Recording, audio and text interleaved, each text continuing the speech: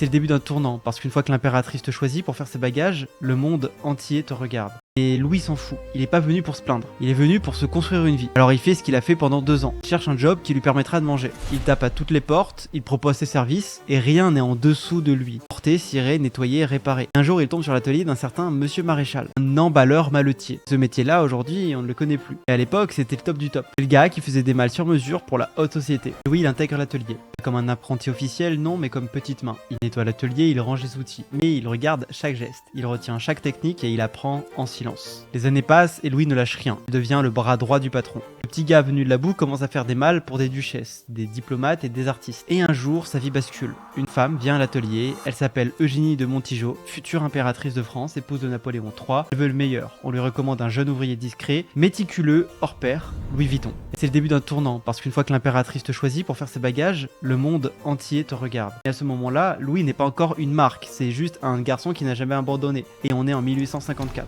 Il sert l'impératrice, il perfectionne l'art de la malle pendant plus de 15 ans, il est respecté, recommandé et admiré. Et il reste un ouvrier dans l'atelier d'un autre. Et ça, Louis ne le supporte plus. Alors un jour, il dit stop. Il prend tout ce qu'il a économisé, chaque centime, et il loue un petit local, rue Neuve des Capucines, juste à côté de la place Vendôme. Et c'est là que tout commence, c'est là que naît la maison Louis Vuitton.